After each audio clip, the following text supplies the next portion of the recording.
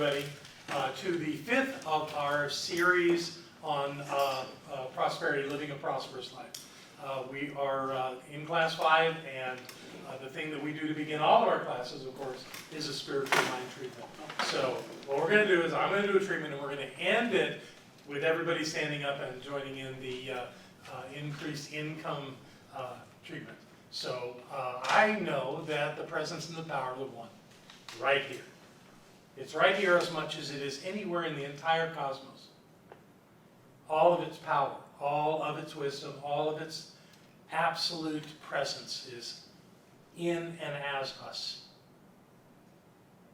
And knowing that the infinite dwells infinitely at every point, that means all of God is right where we are. And with that certainty of knowing, we step into this idea of living a prosperous life.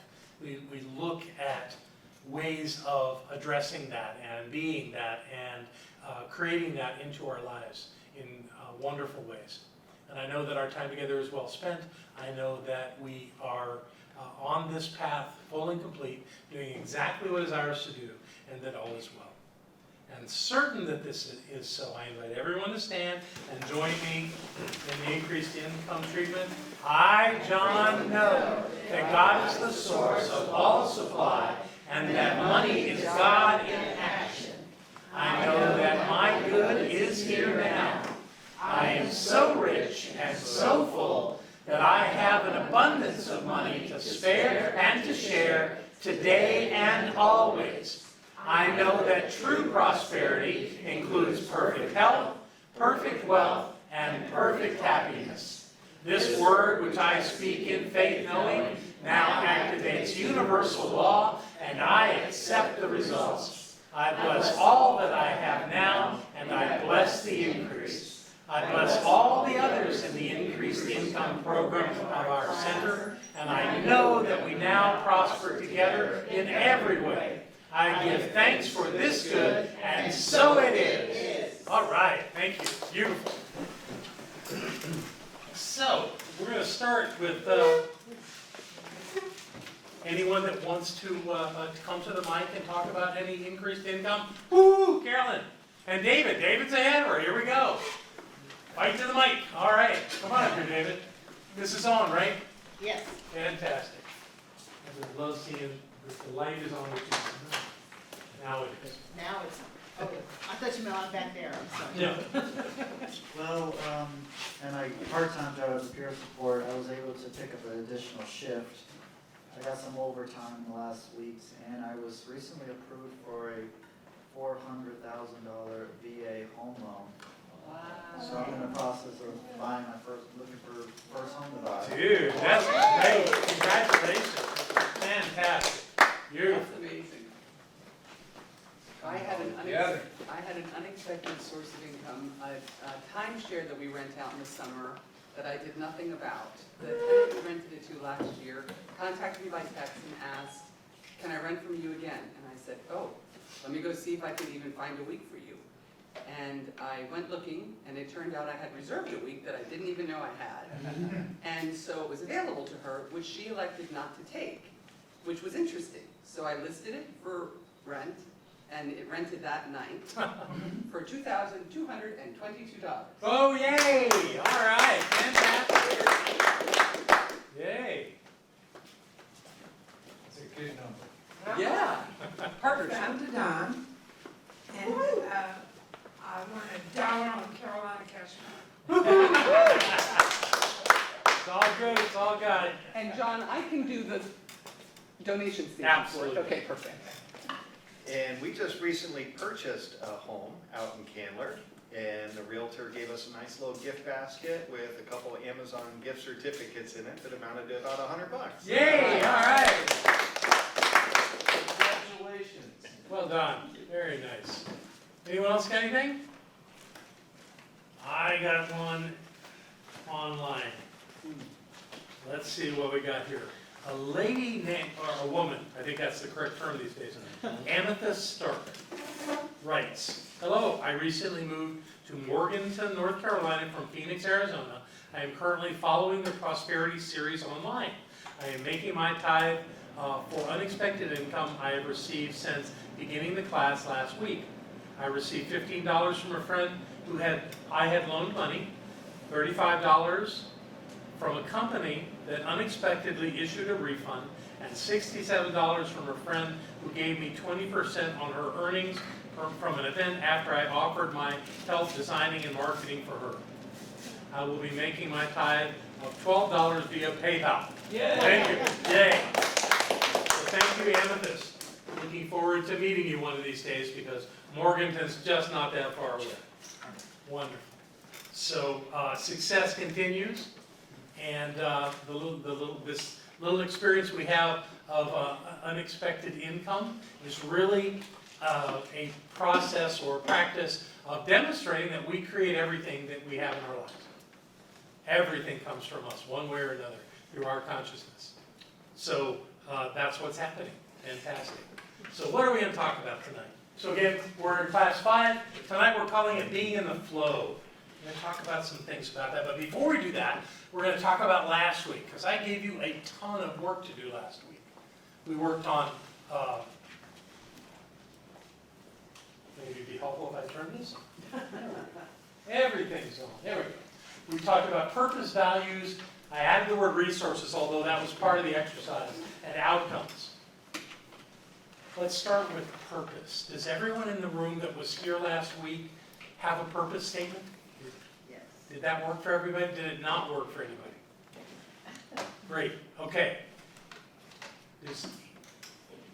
Did you have a challenge with that? I just didn't have time. I've been swamped. Okay.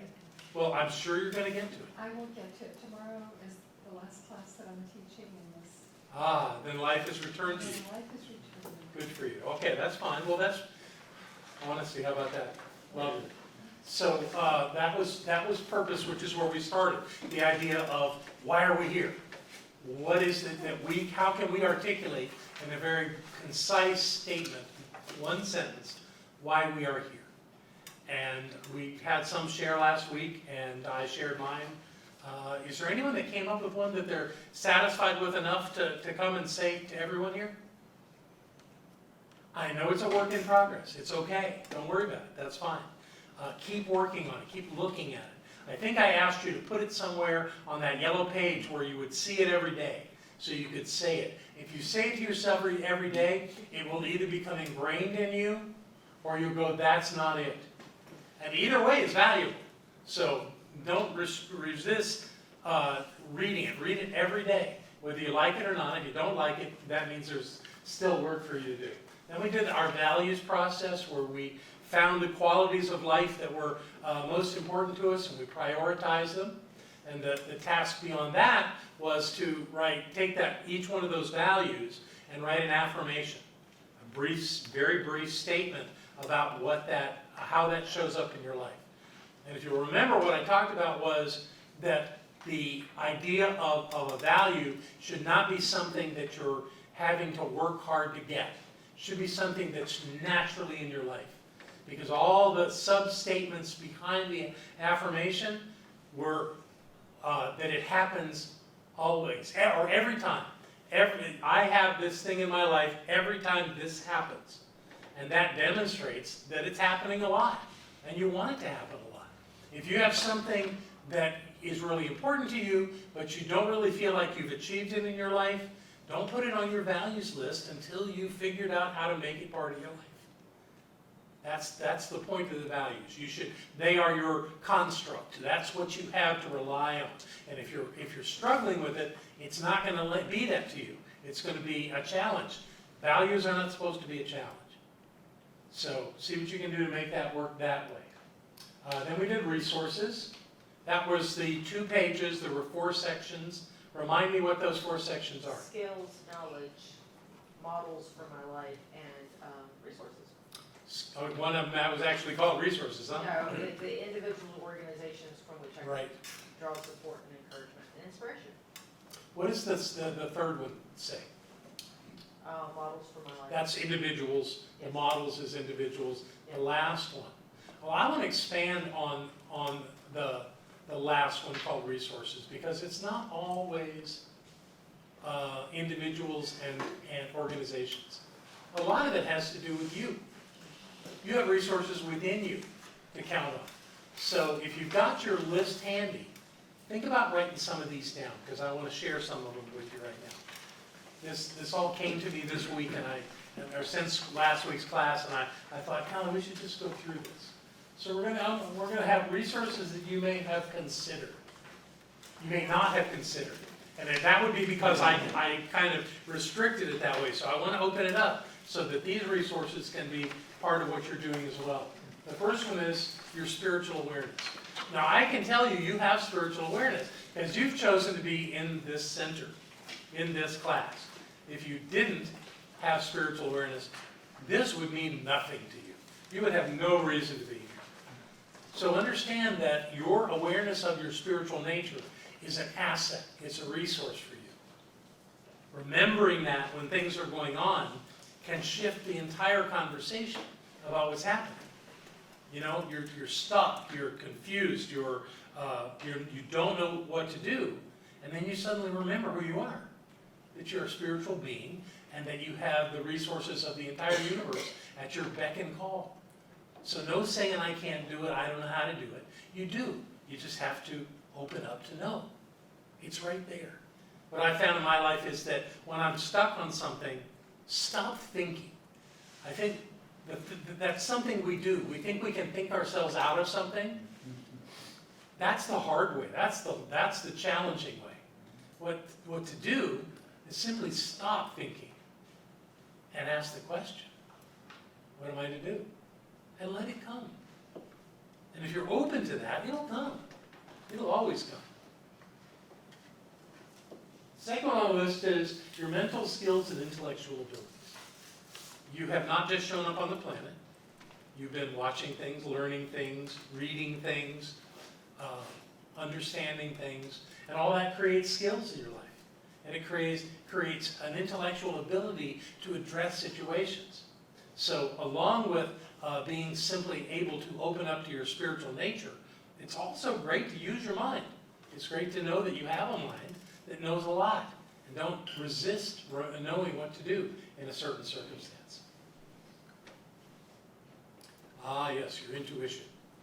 Intuition is that sixth sense that tells you what you need to know. Now, a lot of times it tells you when you're not asking. You know, you'll be facing some kind of thing, you're about to do something, and this little voice says, maybe you shouldn't do that right now. Oh, no, I'm all right. And you do it, and you fall into it, and then you have to clean it up. And you wonder why you didn't listen to the little voice. So I invite all of us to be more aware and more attuned to that inner voice that will tell us stuff.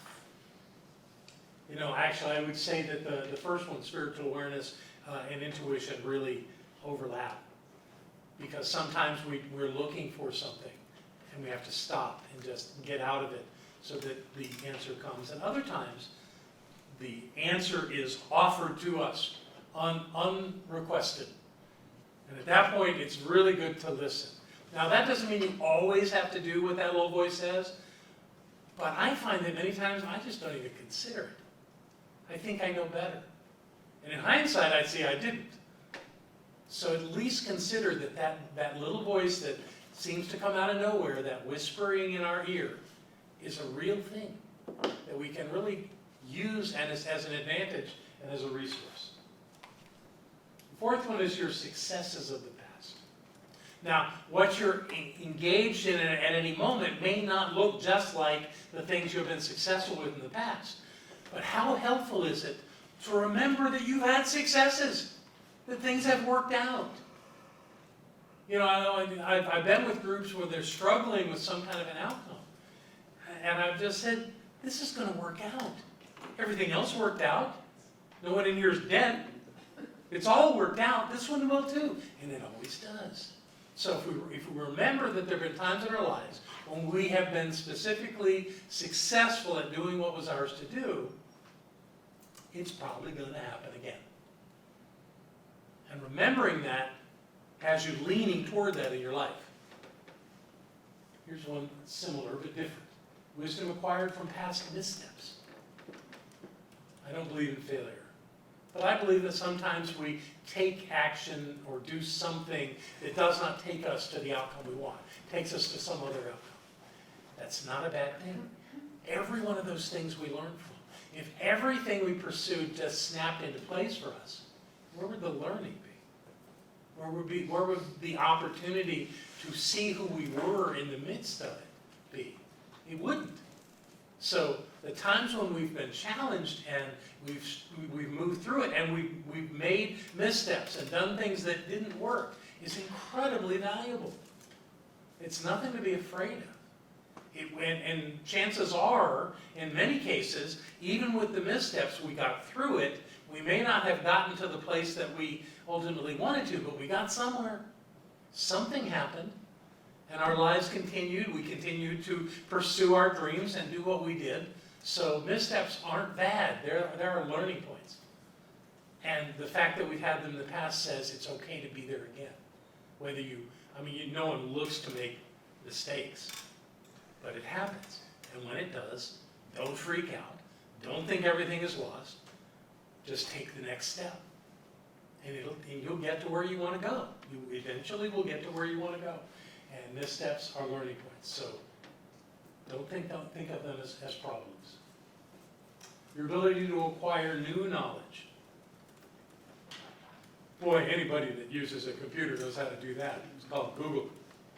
It's amazing. I'll sit with my 17-year-old grandson, and we're just having a casual conversation with his parents, and Barbara and I, we're sitting around talking, and some question pops up. And Aiden's over there on his phone, and within, 15 seconds, he's got an answer. It's quite amazing. We used to have to go to the library. I don't know, do we still have libraries? What's a library? Catalog. Yeah, they're kind of, yeah, what's a library? But information is, we live in the information age, so why wouldn't we be able to acquire new knowledge very effortlessly in many cases? Now that's one kind of knowledge, that's information. We can acquire information quickly. Some knowledge is required through missteps and trial and error. That's all knowledge, and that's all useful, and it's all happening. So when you want to create some outcome in your life that's out there somewhere, the idea that you're just going to stay in a straight line and get right to it is ridiculous. That's not how it works. You go a little this way, and you correct, and you go a little this way, and you overcorrect, and you find your way. You get there. But it's through constantly navigating through life. And you have to be able to pick up new knowledge, unless you're doing something you've done many times before. But chances are most of us, when we're stretching and moving out of our comfort zone, are not doing things we've done before. We're doing something different. And it's going to take some attention to make that work. And it's quite all right that we have to pick up some new knowledge. In fact, that's one of the blessings of it, that we get to do that. Your passion for life. I look around this room and I know the people in this room are passionate about their lives. They're interested in life. They want to do things. They want to see things happen. They want to make things happen. And it doesn't matter what age you are either. I think someone who's an excellent visionary for the future of the world is Andy. He's worked on that for years. And when we have conversations about some of his ideas about how communities can function, it's fascinating to see what the man knows and what his vision for the future is. And every one of us has that ability and has some passion for something in our lives. So use that. Don't ever let your passion wane because the task becomes challenging. That's the time to step it up and remember how important this is to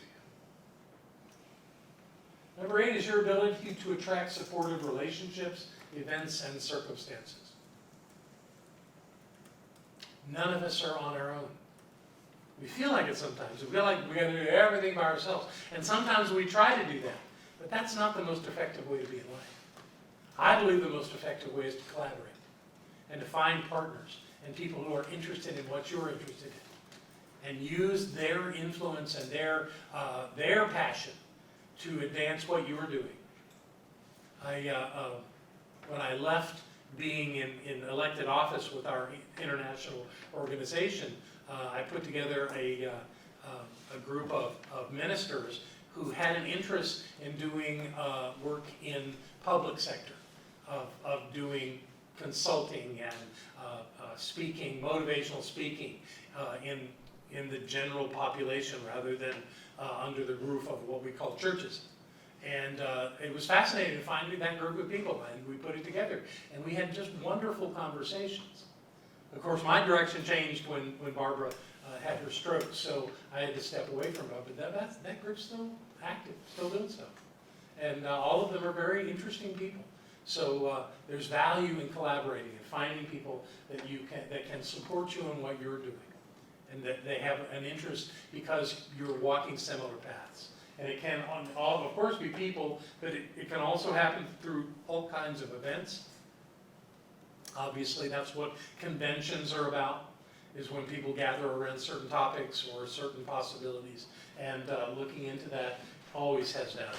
And the final one on my list here is your ability to give as much as you receive. Sometimes I think we forget that we have this amazing propensity for giving to the world, and that's what our lives are really about.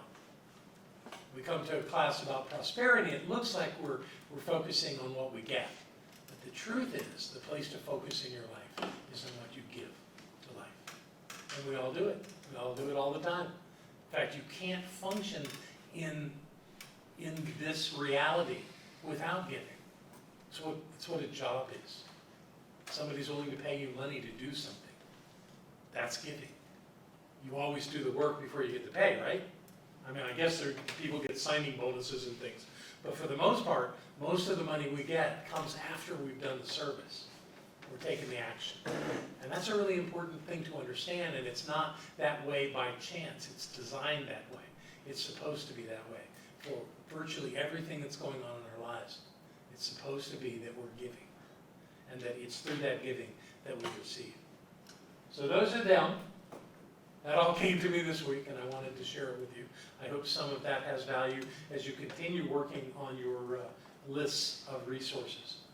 And then the final part of that was your outcomes. And your outcomes are the things that you want to achieve in the remainder of your life. Boy, Ron could make a cool list, because he's got a lot of years to look at. But it doesn't matter how old you are, there's still things out there. I have heard that longevity of life relates directly to how interested you are in continuing to do things. I know that a life fully lived usually has a list of things that didn't happen because that life came to a transition point. But isn't that great? Isn't that wonderful that people lived to the point where they achieved so many things and still had more to do? But yet, maybe it's that list of things that keeps you going in a lot of ways. So work on that list, and I'll remind you how it's set up. It's set up that it starts with a list of things you would do more than 5 years from now. Out there 5 years. Boy, Americans, in our culture here, we have a real problem trying to think in those terms. You know, we're into immediacy. We want to do it right now. You know, this is what's interesting me. This is what I want to focus on right now. But there's something about creating ideas that are out there. And what happens is that many of those bigger ideas have some intermediate steps. So oftentimes what I've seen is if you'll take the time to figure out what's on your bucket list, what's way out there that you'd like to accomplish in your life, what that does, it creates an opportunity to look at intermediate steps, maybe in the 1 to 5 year section of your outcomes, so that getting those things done allow you to move on to do the things that you would like to do most. And then there's some things you'll do from 1 to 5 years. And then there's the short list. There's the immediate list, which is we always do this in the summer, so that's our 6-month list to get to the end of this year, 2021. And I think I gave you 5 or 6 spaces to work on that. And you can do that or not. If you have one, that's fine. It doesn't really matter. But that you have something that you're looking forward to in a relatively short term. Something you will accomplish by the end of the year. And here's one other thing that you need to know about these lists. Even though they all have a place to put a date, for them to have been accomplished. Don't overthink that date. The most important thing is that you have an idea of what it is. And if you can work from that place, what you'll do is you're creating a visual awareness, or actually it's more than visual. You're using your senses to create a sense of what that is. And you put a date on there. And if that date comes and goes and it's not here yet, the only question to ask, have you done anything to create that? Which is the last question on the list of papers that I got you. What am I doing today to accomplish this? If you haven't done anything, then obviously you've got some real work to do. But if you have, and you don't catch that date, it doesn't matter. The date is really arbitrary. It's just to give you a focal point for when you've gotten to a place where you can say, how am I doing on this? So don't make yourself wrong or feel like you failed if you have that list and you put down a date or a month or a year and it didn't happen in that timetable, no problem. Just keep working on it. Put it back on your list with a new date. What do you think at this point would be a good date to have that done? And see if it doesn't still happen. I found one of these lists it was at least 10 years old when I found it in my papers. And I had not made all the dates. I hadn't made it by the dates that I put down, but I completed everything on the list. So that really worked. All right, so we've got our resources. We've looked at what we did last week.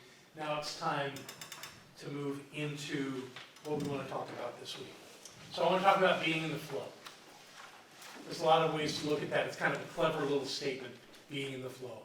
But it really does work because life is a flow. And many teachers teach it that way, that there's this dynamic flow of energy, of substance that moves into our lives and out of our lives.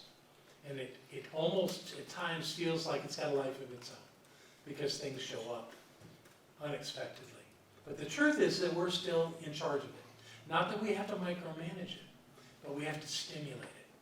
We have to be the ones that keep it active and energized because we're the ones that can shut it down. And the big way that it gets shut down is by being afraid. And you might think, well, I'm not really afraid of any of this stuff. Well, if you have any angst about something, if you have any concerns, if you have any resistance, that's all based in fear. And that's not to make you wrong for that. Fear is a natural emotion of the human experience. So I'm not saying if you have fear that that's a bad thing, but you have to have a healthy relationship with your fear. There were times when I thought I didn't have any fear, and that was dangerous. It's natural to have fear. I remember I was in somebody's house, kind of a wild and crazy person, and she had a couple of full-grown Rottweilers. And one of them saw me in the house. This dog was in the backyard and saw me in the house and ran right for a glass door and hit that door really hard, and it shook like crazy. And I thought, you weren't afraid. And later on I said, you fool. If that glass had broken, that dog had been on you in a heartbeat. You know? So it's not about letting that fear take me over, but let's have some healthy reality going on too. That maybe you avoid circumstances where you could be in danger. Avoid circumstances where you could have challenges. But the thing to do with fear is to hear it as an independent voice that has information. It doesn't mean that you collapse into it. It doesn't mean that you succumb to it. It means there's information. And everything in my life that has ever had an aspect of fear to it was when I was doing something that I hadn't done before. If I'd done it before, what's to be afraid of? I did it before. I know it's going to happen pretty much, within some reasonable realm. But the fact that I would have fear around something means, I don't know how this is going to turn out. I haven't done this particular thing before. But understanding that, I can take the information that comes with the fear, because there's always some things being said when you're afraid.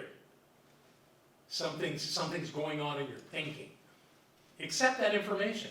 Don't necessarily accept it and be bound to it, but consider it as a perspective. It's one perspective. And what I found in many cases, I hear it, I hear the thing that's being said, and I go, thank you, I get it. That's absolutely true, that could happen. But other things could happen too. Things that would be much more pleasant and much more worthwhile. And that's what I'm going to choose to experience.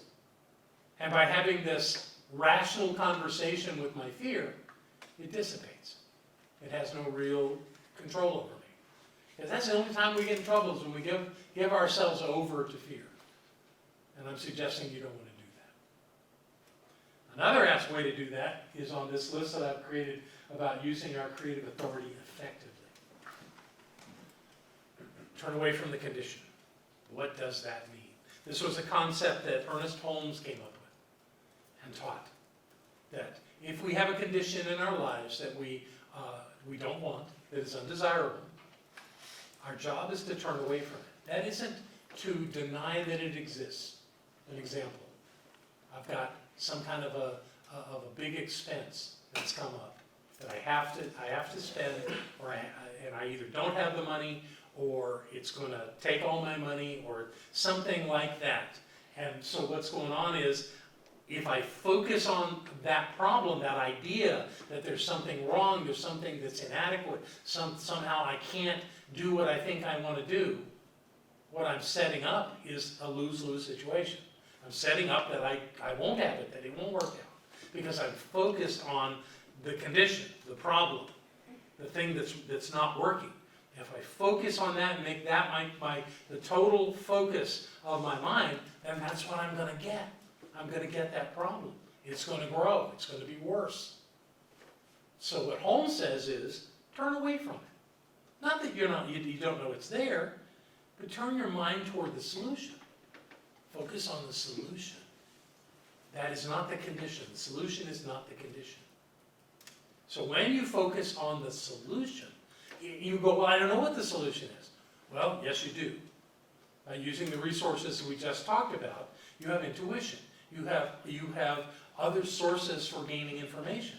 You have lots of things. You have to do the work. But you focus on what the resolution of this is, not on the problem itself. You don't think about being called by a bill collector. You don't think about being denied something. You don't put your mind in those possibilities of it not working out. You focus on it working out by turning away from the problem and focusing on how it's going to be resolved, and create an image of that and work on that.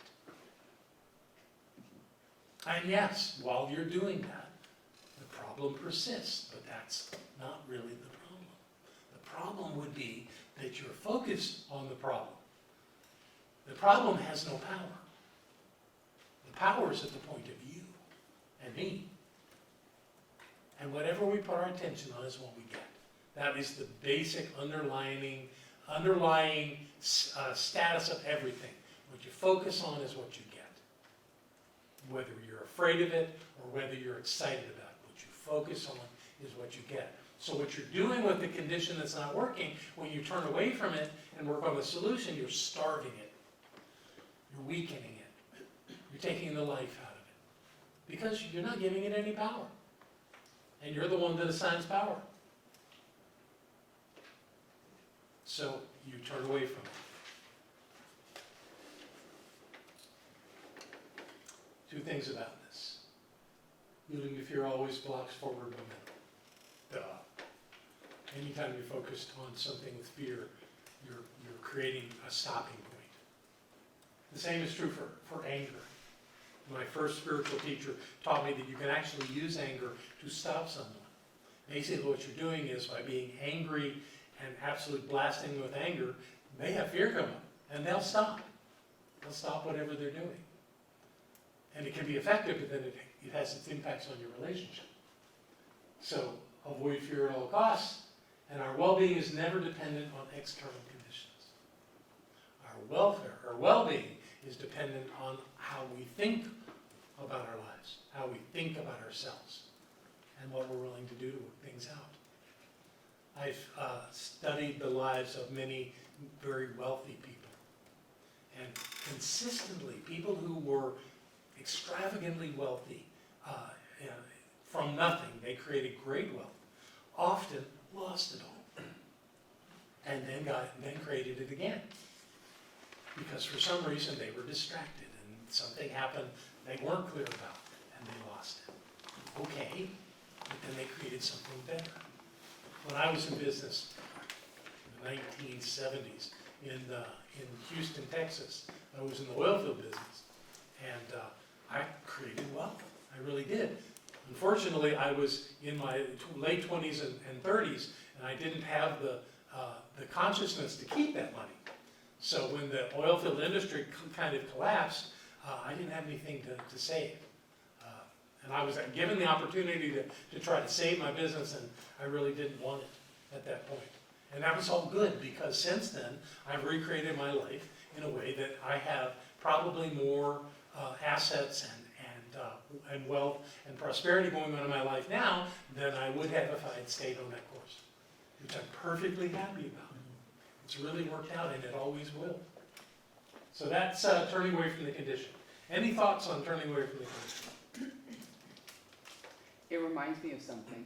Tell me what it reminds you of. The Christian mystic lesson, which was taught to me this way, that turn the other cheek has nothing to do with take another hit.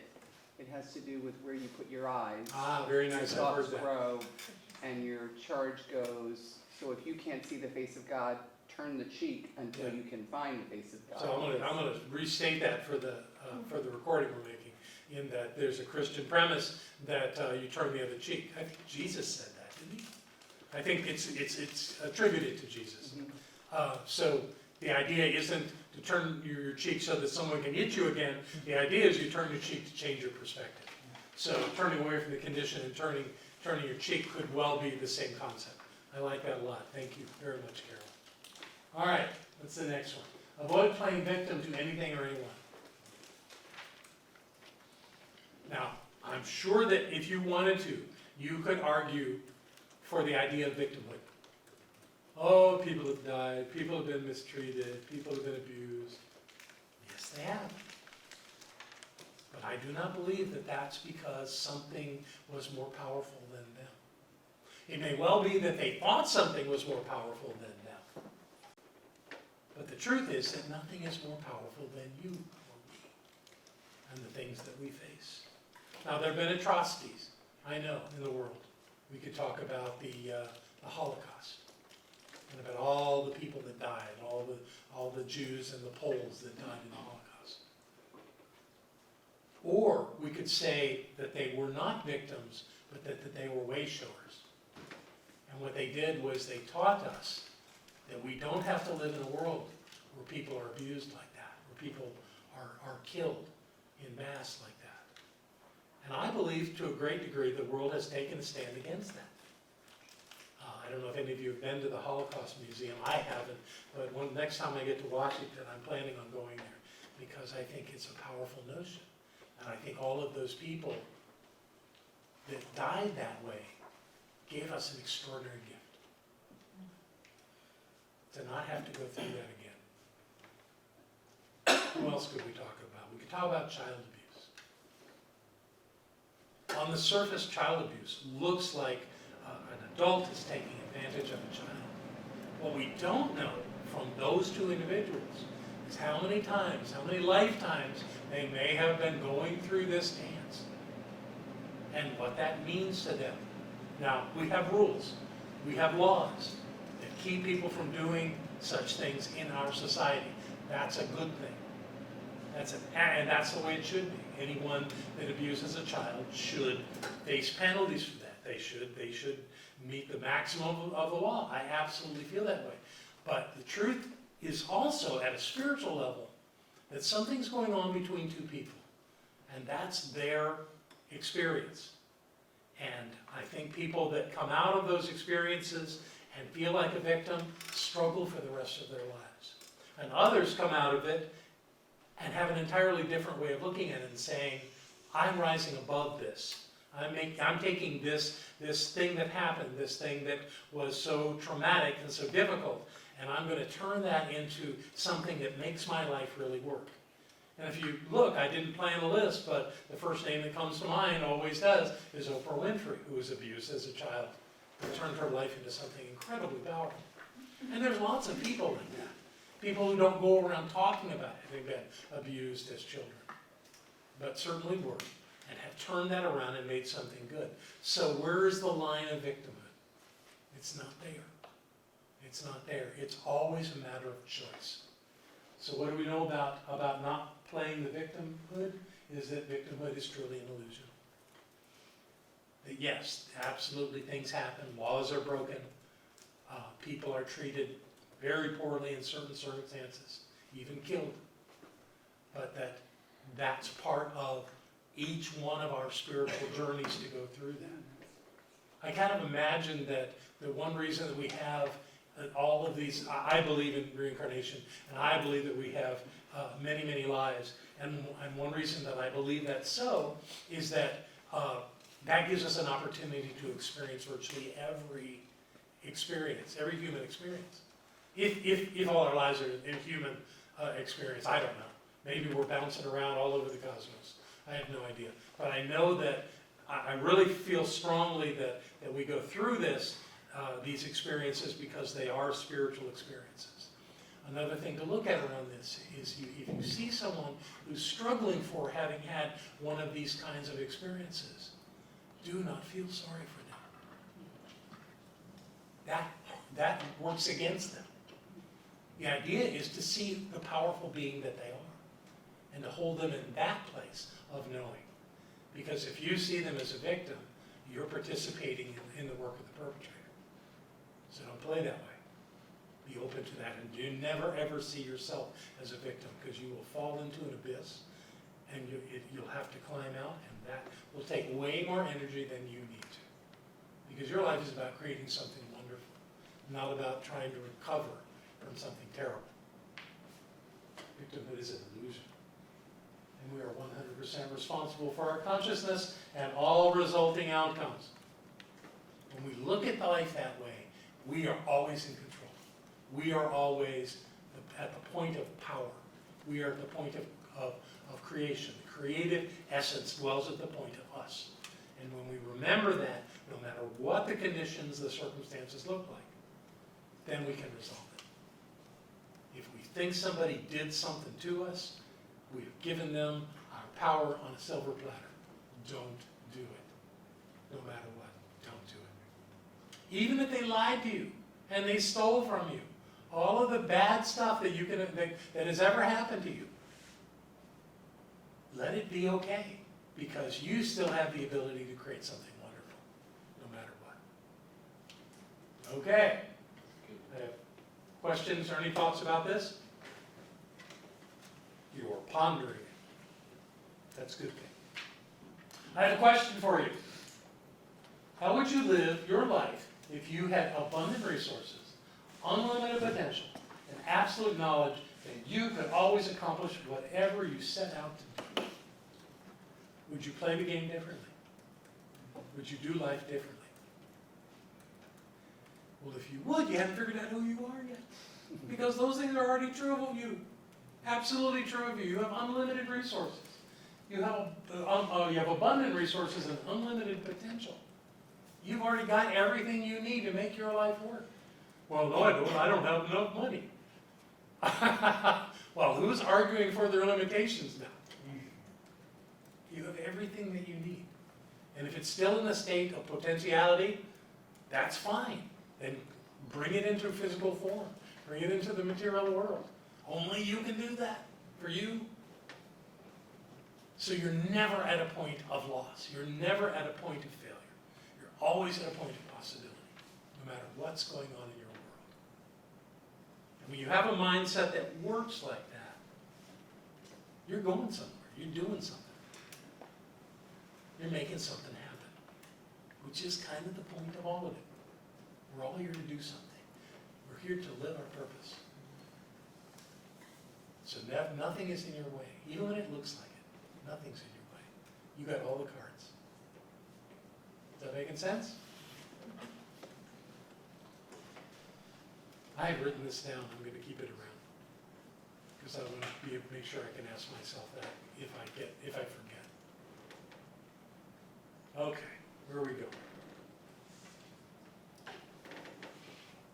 What we're going to talk about next is things you can do to what I'm calling induce desired outcomes. Practices that induce desired outcomes. What can I do on a regular and ongoing basis to help me achieve the outcomes I want? We sort of think that everything that we seek to accomplish requires a specific set of skills and actions specific to that outcome. But there are things that are way more general, way more useful, no matter what the thing is that you're seeking to create. And I've got, I think, 5 of them. So let's go through these. Maybe and then we'll take a break. Meditation. I don't know how many of you meditate. But what I have found in my life is that when I'm facing some kind of a, not necessarily a challenge, although it would work just as well, but I'm facing moving toward an outcome, that the thing that clears my mind the best is to take some time and just stop thinking. And not thinking is called meditation. There's guided meditation, of course, but the kind of meditation I'm talking is just stop thinking. And that's an acquired ability. Well, many people think they can't do it. Anybody can do it, though. You just close your eyes, sit still, focus on your breath, and stop thinking. And if you can do that for as little as 10 minutes, when you come out of it, it's like you're supercharged and opened to take something on. Well, what is the rule on meditation being equivalent to a greater amount of sleep? It's like 10 minutes of meditation is worth 3 hours of sleep or something like that. I don't remember what it is. But the idea with that is that resting of the mind has so much value in helping us get clear and focused on where we want to go and what we want to do. And many people, of course, all the great spiritual teachers suggest that we should have a spiritual practice of meditation. Even in the science of mind, treatment and meditation are considered the two areas of spiritual practice that everyone should do. Not everybody's going to do meditation every day. But the truth is that if you're going to go into something, treat yourself to some silence. Treat yourself to some calmness. Treat yourself to some centering that will allow you to give more of your brain to whatever it is that you're focusing on. It really does work. There's a task that I learned from my spiritual teacher in Australia, where he worked from the angle of relationships. And this is not on the list, but I'm just compelled to share it with you. The idea was that everybody in your past that you have unsettled business with is blocking your ability to be absolutely present at the moment. Some of you may have done this process because I did it a few years ago in this class. And the process is, take a blank sheet of paper, and you're going to write down the name of everybody that you might still have any kind of emotional angst on. And of course, the first one that must go on the list is mother. Or about whatever name you called her or called her. Some may say, no, it was father. Okay, that's fine. But it seems to me that mother should go on the list first because mother was there telling you no at the beginning. Telling you no pretty much about everything you wanted to try. No, get away from that. Stop that. Leave that alone. All of that. And that kind of builds up after time. Now, your mother was doing that to protect you. But from your perspective as a child, she was limiting your ability to create. So the thing to do there is to remember that there may be some angst. You may have some stuff on your mother. Let it go. It's not happening anymore. Nothing's going on. There's nothing there. Let it go. When you get that sense of, okay, I'm feeling kind of neutral on that. Write down father or dad or daddy or whatever word you use. What happens there? What's going on? Is there stuff? Probably. Probably something to think about. Something unsettled. Find it. It's not happening now. I mean, even if Dad's still alive, it doesn't have to happen right now. It's not happening. Dad's not here, we're not talking about it, let it go. And when that feels kind of clear, go to your siblings, and go to your childhood friends, your teachers, your bosses, everyone that you ever wanted asked out, whether they said yes or no. All the people that were important in your life, probably going to need more than one sheet of paper. And as you get through each of those and clear them, and you get to the bottom of your list where you can't remember, some of them will come without a name. That girl that did that thing in the 3rd grade, whatever it was, you know, if you've still got a memory of it, you're not clear on it, you haven't let it go. But it's not happening now, so let it go. It doesn't matter. And by the time you get down to the end of the list, and you can't think of any more, stop, assess how you feel, take the paper, either burn it or throw it away, bury it, do something ritualistic, but let it go. And get you some fresh paper and write down Mom and then see what's there. Now the second list is interesting because it will have a lot of those familiar names on it, but it will have some names that weren't on the first list. And it's good that you don't have the first list to remember that, but you put down something new that came up. And then there'll be a lot of people that are on the first list. Well, you let it go. They're gone. There's nothing there. And you go through it. And maybe you even do this a 3rd time. But what happens out of that, as it was explained to me, is that we have a certain number of attention units. Things that units of our ability to pay attention to something. And when we have a conflict with somebody, what we do is we take an attention unit or 2 or 3, or as important as it may be, we take whatever it takes to take that event and that memory and just push it down into our subjective mind, our unconscious state, where we don't think about it. If we couldn't do that, we'd be thinking about it all the time. It'd drive us crazy. So what we want to do is get it gone. And what happens over time, when you don't clear these things up, let's say you've got 1,000 attention units, and you use 5 of them here, 3 of them here, 2 of them here. Pretty soon, over the years, you don't have a lot of attention units left to use on what's happening right now. And what that does is it makes you look stupid. You're not stupid. You're as bright and intelligent as anybody else on the planet. But you've assigned all of your attention to things to help so you don't have to think about them. So when you clean them out, you get really clear. You have all of this brain power, this mind power to place on what's happening right now. And it's amazing how different it looks. I remember I did this process several times when I lived in Australia. And when I left Australia, I moved back to Miami. And I made temporary accommodations at my mother's house. And her tradition was to sit and watch Jeopardy and Wheel of Fortune every night.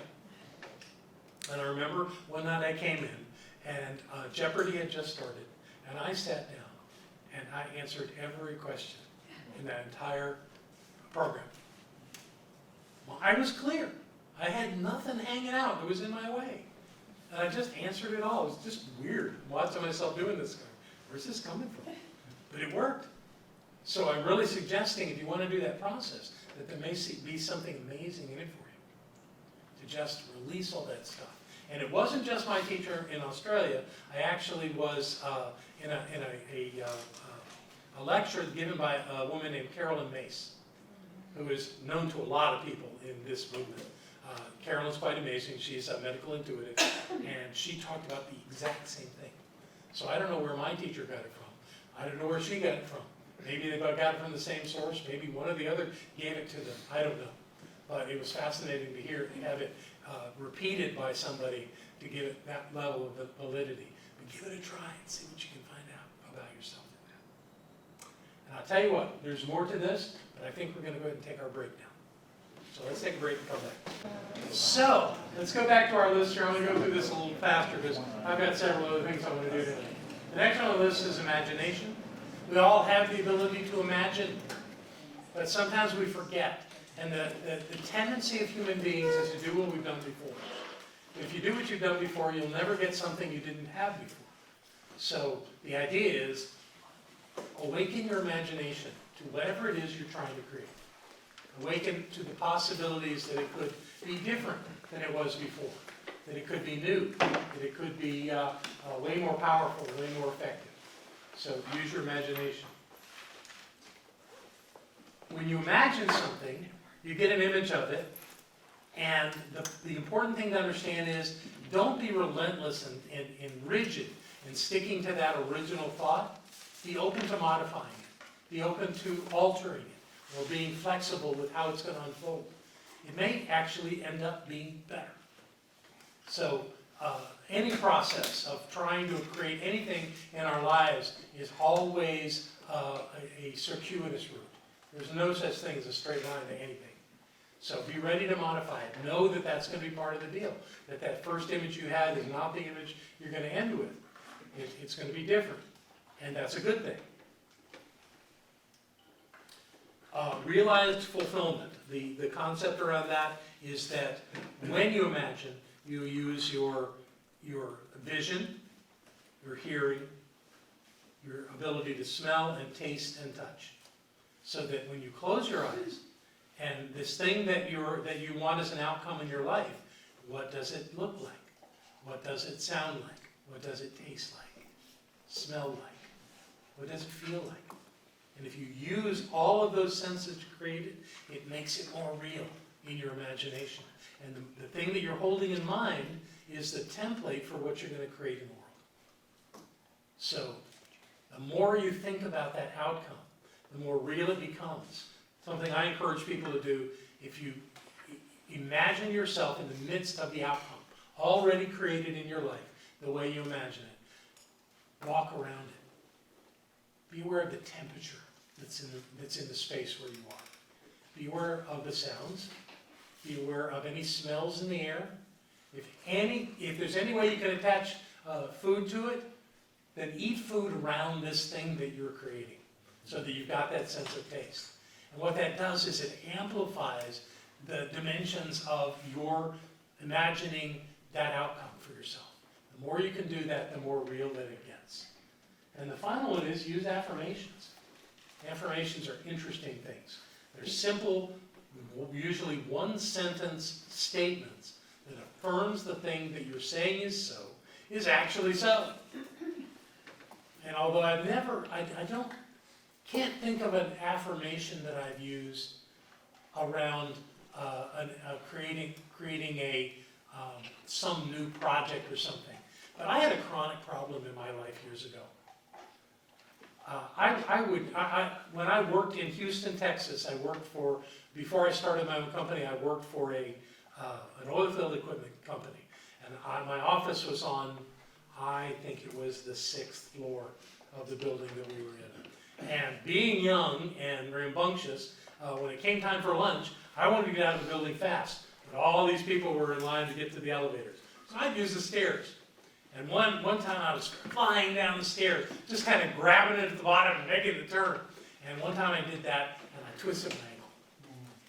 And writhing in pain on the ground. Didn't ever go to lunch. Had to deal with that. And from that point on, for years, I was prone to twist my ankle. It was my right ankle. It was so weird that it wasn't that I thought about twisting my ankle, but I could feel it. And I'd cringe. And I wouldn't say any words or have any images, but just that feeling of it would stay with me. And I'd twist my ankle.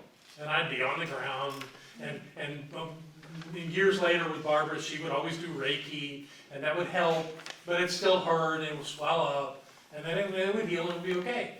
And it would just happen over to the point where I could walk through a parking lot, an asphalt parking lot, and hit the only stone in that entire parking lot, and twist my ankle on it. It was crazy. So I came up with an affirmation, and the affirmation went like this: my ankles are strong, my ankles are healthy, my ankles support my weight easily. And I would just say that over and over and over again. And I learned to say it when I had that cringing feeling. Oh, no, no, no, my ankles are strong, my ankles are healthy, my ankles support my weight easily. It stopped. Just flat stopped. So don't think that you're in any way a victim of your environment. You're not. You're creating it. I'm creating mine. So using an affirmation is a way to turn that around. It's a real easy way in your life. If something isn't working, create a statement that says it is working. Something that you believe. You have to believe it. You have to say it enough to where it ingrains itself in your consciousness. But when you do, you'll get that outcome rather than the one that you're struggling with. Okay, those are the practices that I offer you tonight. I want to talk about the law of circulation. Now, the law of circulation is the same spiritual law as every other spiritual law. There's only one. The thing is that with spiritual law is that you can perceive it in different ways. But it's all the same thing. So from the perspective of circulation, the use of spiritual law goes something like this. The flow of material goods to us is generated through the act of generously flowing from us. The law of circulation states that all circulation starts with giving and results with getting. And once that flow begins, it will perpetuate. It'll just go on and on. Now, the best tool that I've ever known for doing that is called tithing. A lot of people have resistance to that. Even in our movement, even with my colleagues, there are many of them will not use the word tithing. They don't like it. They don't think it's real. They think it's limiting somehow. I've heard all kinds of excuses. To me, it works. It just works. The idea of always taking 10% of the money that comes to me and sharing it with whatever source of my spiritual awakening that I can share it with really works for me. It does several things. When it acknowledges that I'm growing spiritually and that there's from somewhere in my life something is feeding me that way, it's a 10%. And the thing that Edwin Gaines, my prosperity teacher, would always be asked is that 10% never grows? And the question from her comes back, well, how much prosperity do you want? So, and the thing about 10% is that it's enough to notice. It's not little, but it's not enough to break anybody. If you manage your money well, 10% is not an unreasonable amount of money to share. And the thing about tithing for me is that it must be done in an uplifting way. You cannot tithe out of fear. Anybody that tithes out of fear is going to get more of the thing they're afraid of. They're not going to get the result they're looking for. So you have to do it joyously when you do it, if you're a tither, if that's something that you want to do. When I was a kid, I was a tither. And I was in the Baptist church. I was a young teenager, 12, 13 years old, and I would whatever money came to me, I gave 10% to the church and did it every week. And there were times when I needed money, and giving that money was kind of affecting my ability to do what I wanted to do. But every time I did, the money would show up in some other direction. I'm a kid, and yet it would still work. So much so that our minister, my pastor, when I was at that age, brought me up before the congregation to tell them that. And so he's got me out there selling tithing. And then when I lost my connection to the church, it all stopped, and I didn't do it anymore.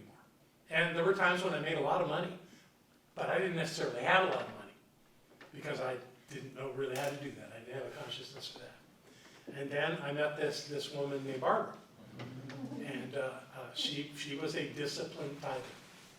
She didn't fool around with it. She made sure that 10% of her money went back out as a tithe. And I met Edwin Gaines, and Edwin just sealed the deal. I said, okay, I'm going to do it.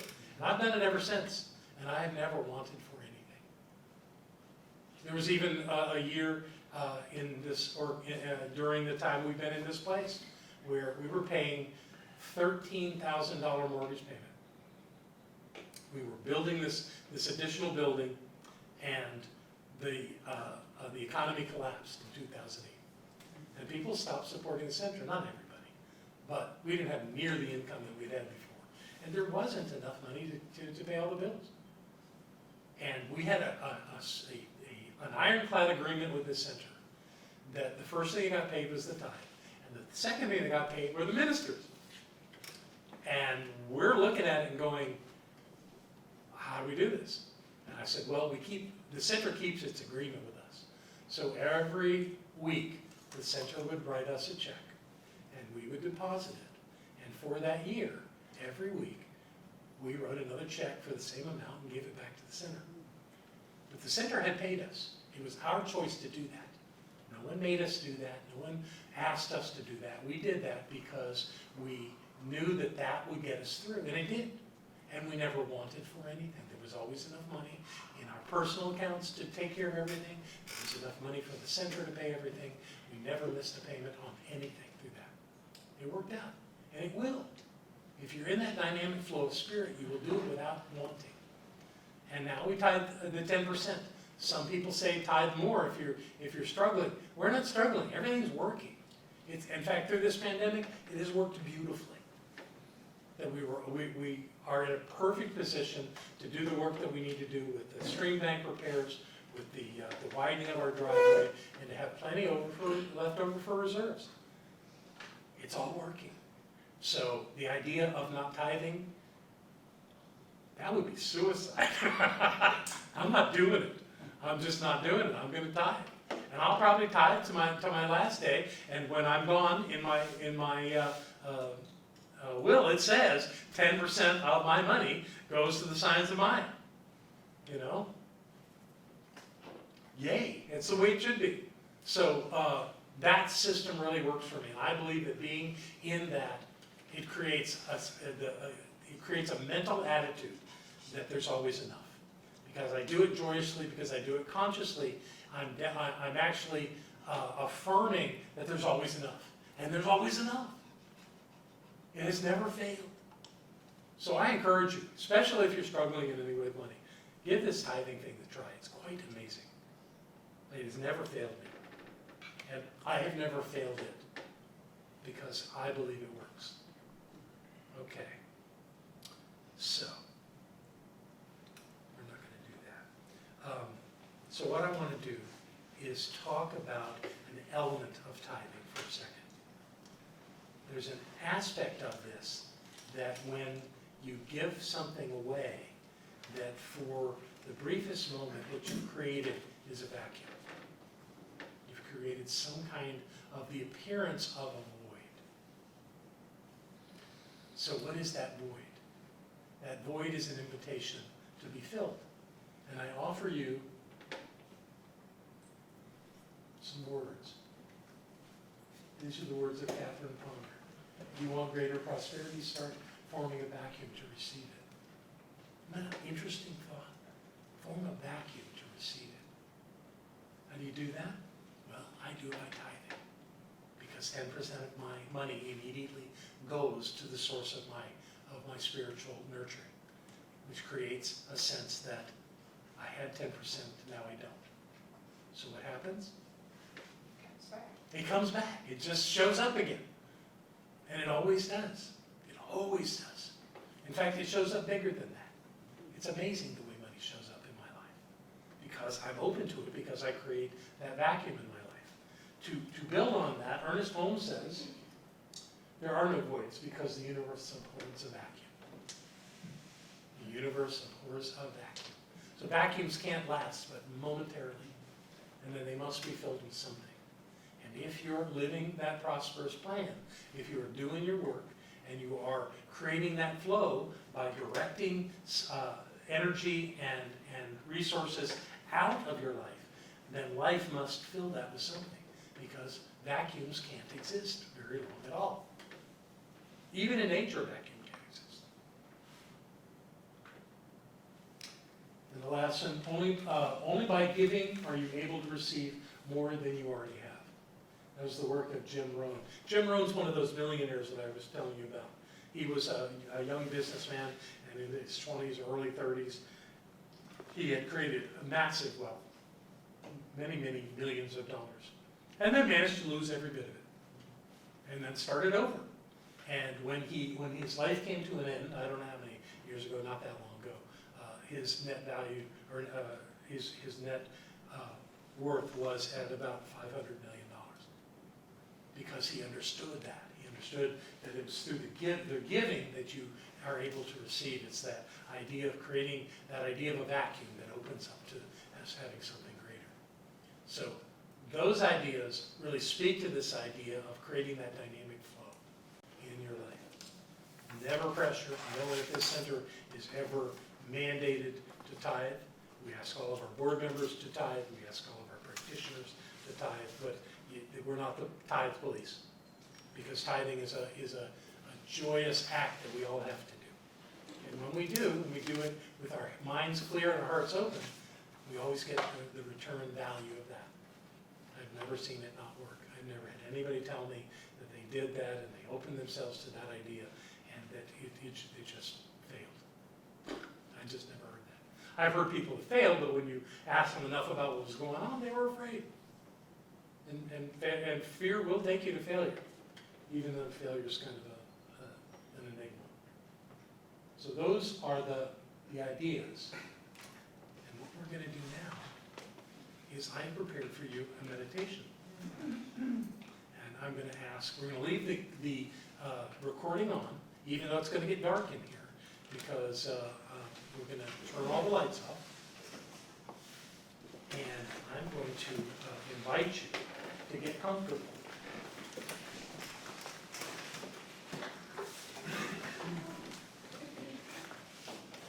Go on a little journey. So whatever it is that you want to do to be comfortable, I invite you to do it now. Don't you all? Yeah, all of it.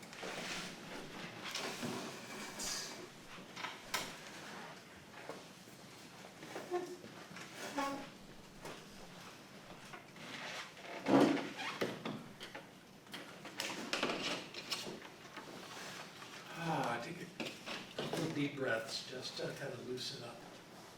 You've been very wonderfully focused on what I've shared with you tonight, and I'm grateful that that you're open to this idea of simply allowing me to guide you for the next few minutes. So if you haven't already, go ahead and close your eyes. Sit comfortably in that chair with your back as straight as is comfortable. Perhaps place your feet on the ground beneath your body. Settle into your seat and let my words float over you like a gentle breeze.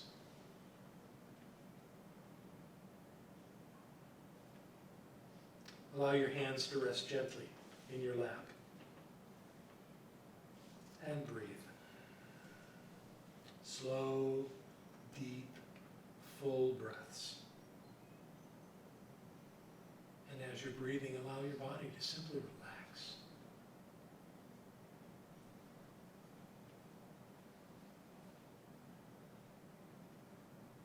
And starting with your focus at the top of your head, simply relax your scalp. All those wonderful hair follicles that are coming out of your scalp, just let them relax.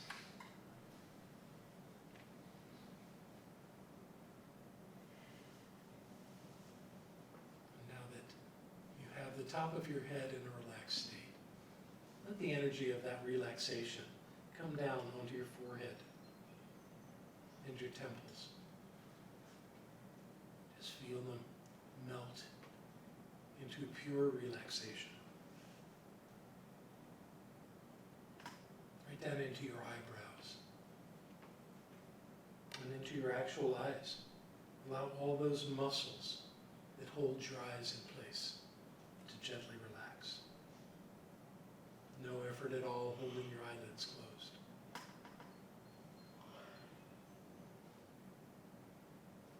Now move down into your cheeks, your nose, your jaw. Let all of it soften. Your ears,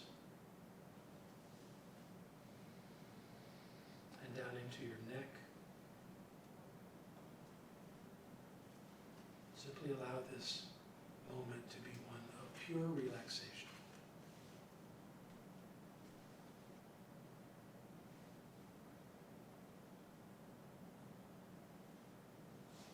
And from your neck, feel it move down into your shoulders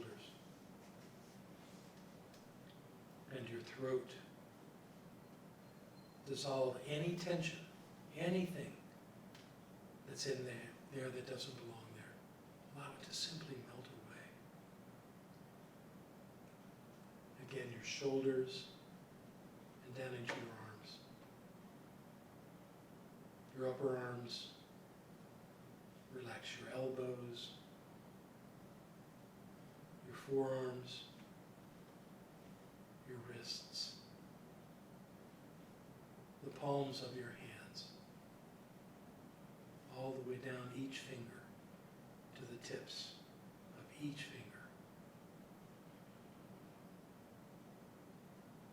This is a peaceful sensation. This relaxation is relieving you of any tension.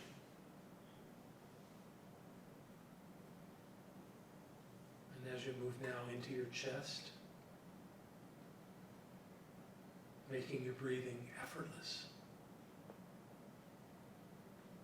knowing that your heart beats with ease, and down into your abdomen.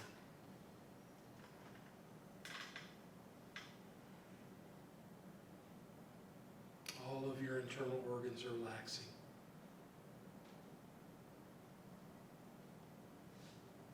Your entire torso is opening to love and into a greater capacity for giving and receiving. Soften the muscles of your back, starting at the top and working your way down your spine. Allow all of those muscles that hold your body erect to simply and gently relax. And as you continue breathing deep, just let the base of your spine fall into that relaxed state.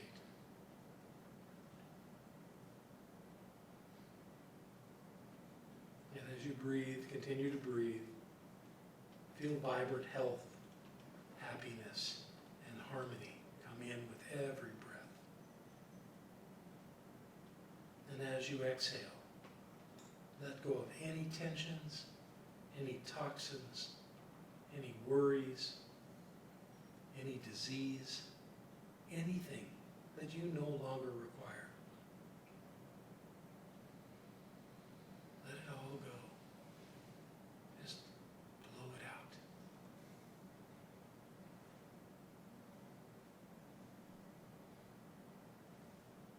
Send this peaceful, relaxing feeling into your hips and your buttocks. Feel that relaxation right against the seat that you're sitting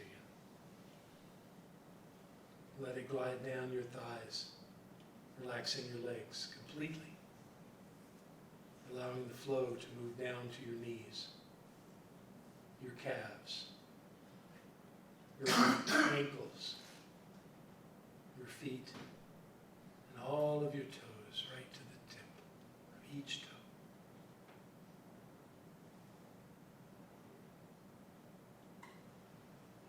If there's any remaining tension from anywhere in your body, allow it to flow out your toes. Just push it out your toes, leaving your whole body feeling incredibly comfortable, peaceful, and relaxed.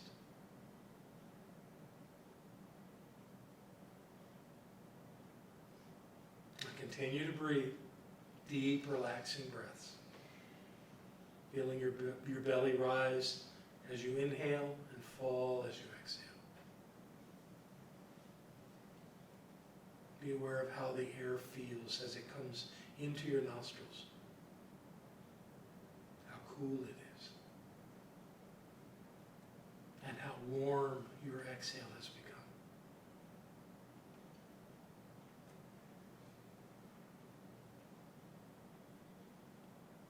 Now imagine a glowing orb pure white light hovering about a foot above the crown of your head.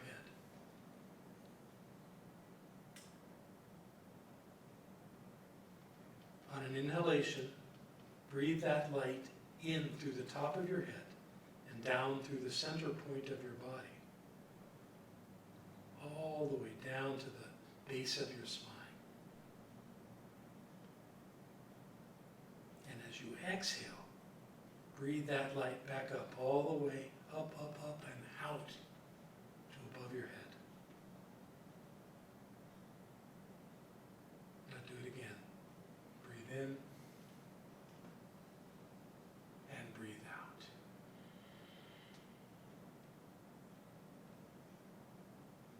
One more time. Breathe that light through the top of your head and down, down, down into the root energy center. And then exhale it out, sending that orb of light back up and out of your head.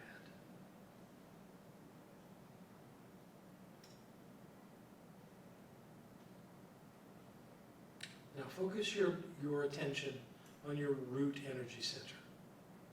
It's right at the base of your spine. And visualize the white light changing into a vibrant red ball of light. Red light. Your root energy center fosters health, security, and dynamic presence. Let those ideas be released into your body. Feel that light connecting with all the subtle energies of the earth as you radiate your power and vitality. See yourself living in absolute, vibrant health, happiness, wholeness, and gratitude for all the blessings of your life. Recognize the boundless energy that's flowing through your body. Be aware of your perfectly balanced immune system. Notice how good it feels to have all that energy. You deserve this energy. With that energy, you can do whatever you choose to do in your life. It's there for you. I take a moment here to be grateful for your magnificent body, this organism that you are using to move through this earth experience. What a blessing.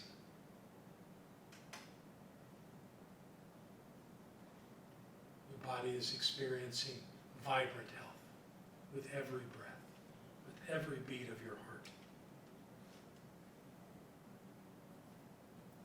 And as this vibrant red chakra light continues to glow and spin, move your attention to your sacral energy center, located just below your navel. And as you do that, see the radiant glowing ball of light change from red to orange. This energy center vibrates with the energy of money, of power, of sexuality, and of creativity. Breathe into that rich, beautiful orange light and feel its gifts of enthusiasm, sexuality, fulfillment, prosperity, and abundance. See yourself experiencing true wealth on every level, being grateful for the abundance of your life right now. Imagine these riches that are flowing to you in expected and unexpected ways. You are in the dynamic flow of spirit, and you feel that at the point of your sacral center. Let this energy center continue to glow and spin as you move your focus up to your solar plexus, that energy center that is located just below your sternum.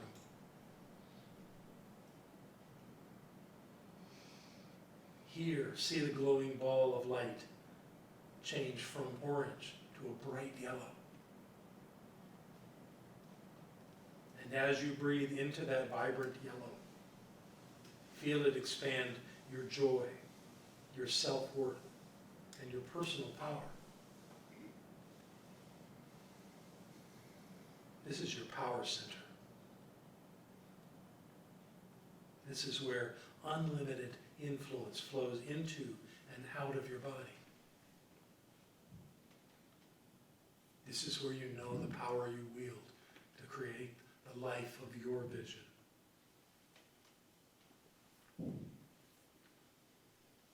From this place, see yourself wonderfully successful and deeply fulfilled, doing what you love to do.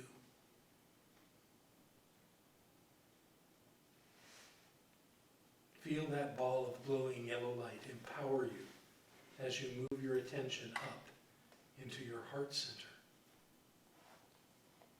where you visualize that orb of beautiful yellow light turn into a radiant green. Your heart center is that place that recognizes all of the love that surrounds you and everyone in your life. Feel the gifts of compassion, of self-acceptance, and of forgiveness. Feel that center open wide as you see yourself in perfect harmony with everyone and everything. You are one with all of life. Let it fill you with gratitude for the opportunity to live in such a wonderful and beautiful world. What a glorious journey this is. Feel it right there at your heart center. Now, as that green light continues to glow and spin, gently move your focus up to your throat energy center. And see that light as it becomes a beautiful iridescent blue. This center supports you in communicating the highest knowing of your life. This is where you express yourself with confidence, clarity, and purpose. As you breathe into this beautiful blue light, see yourself happily expressing your uniqueness to the world, as only you can. What a gift you are. Focus on the joy you experience by singing and dancing and playing, laughing, and having fun.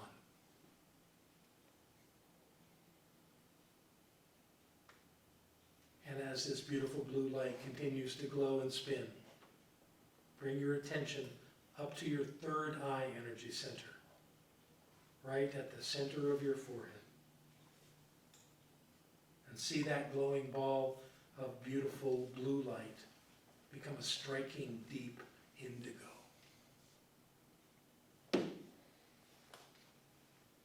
As it glows and spins, be aware of your imagination, your psychic abilities, your inner knowing, and all the wisdom that is constantly expanding in your life. This energy center supports you as you pursue your personal desires and you expand your spiritual awakening. From this place, you can see and reveal your ideal life. Now, as this indigo light continues to glow and spin, move your attention up to your crown energy center at the very top of your head, seeing it become an ecstatic violet light. Your crown center supports your spiritual awareness, your highest thoughts, and your service to others.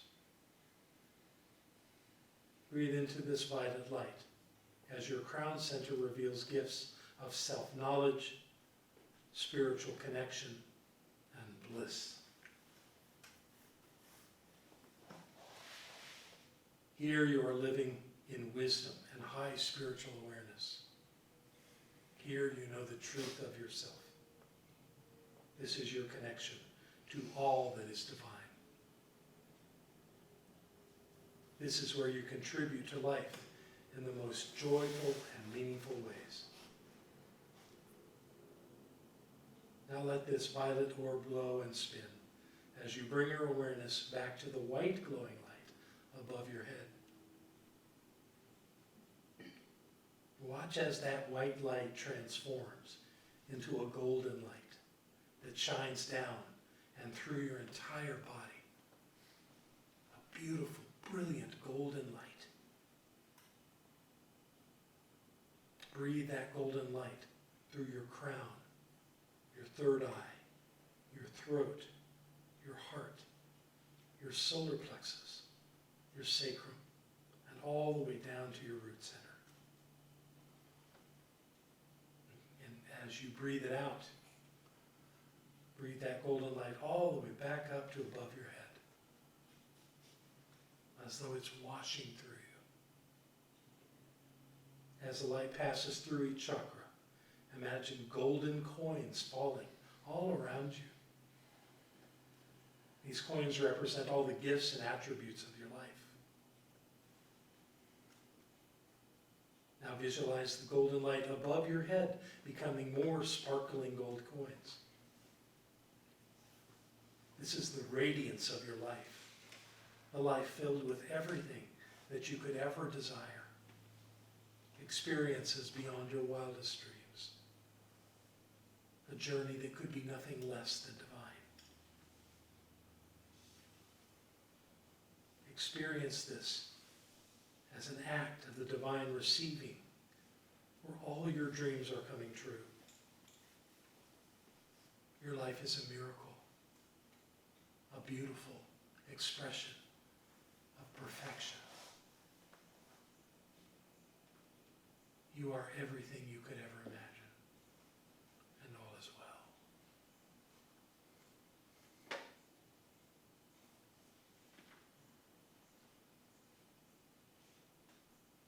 And as the light seems to dissipate,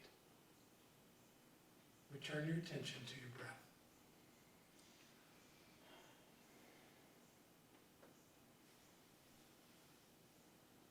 Be aware of your body.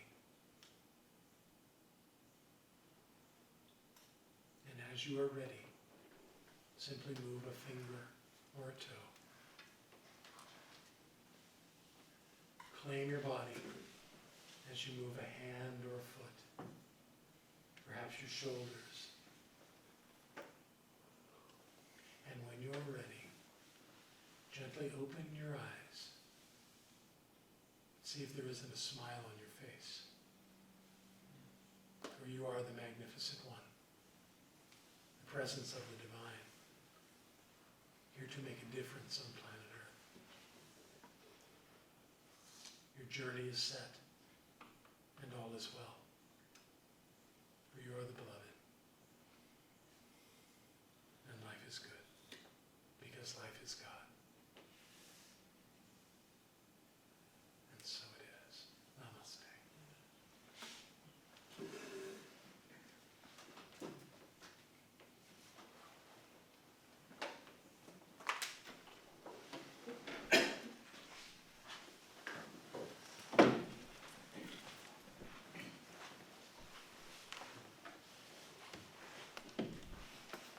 Be slow with that.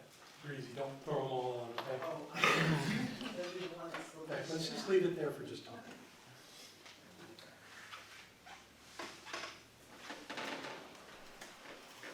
That was the truth of you. You have come here to do powerful things on planet Earth, every one of us. And we're all becoming more and more aware of that, touching hearts and lives everywhere we go. The grocery store, the doctor's office, the bank, on the plane, or a ship or a bus, just walking, passing people. You're making a difference. This is the journey of being prosperous and of living in a world that supports your prosperity. Everything's working. But when we remember that, it does seem to work. Y'all ready for a little more light?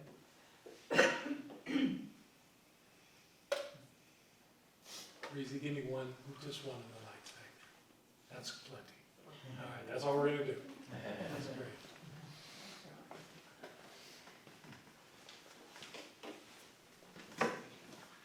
Did anyone experience anything they want to share?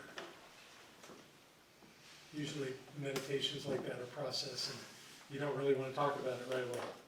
And that's perfectly fine. Yes, Susan. I realized, Let's get you on. excuse me, I realized how antsy I am. That's great. Congratulations. And how my monkey mind was just all over the place. It finally started to settle down a little bit. But it was a good lesson for me. That's wonderful. Yeah. Self-awareness is everything. Yeah. You know, when we're not aware of what's going on, we can't do a thing about it. But when it becomes clear to us that something is happening, we have absolute ability to transform it. Good for you. It made it abundantly clear. That's great. And if you don't want to know what monkey man is, that's a little chatter going on background. Blah, blah, blah, blah, blah.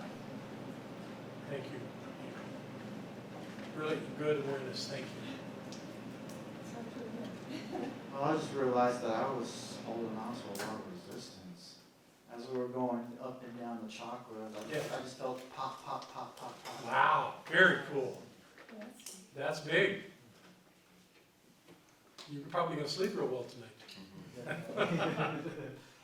And then the breeze has a thought over here. Thank you, April.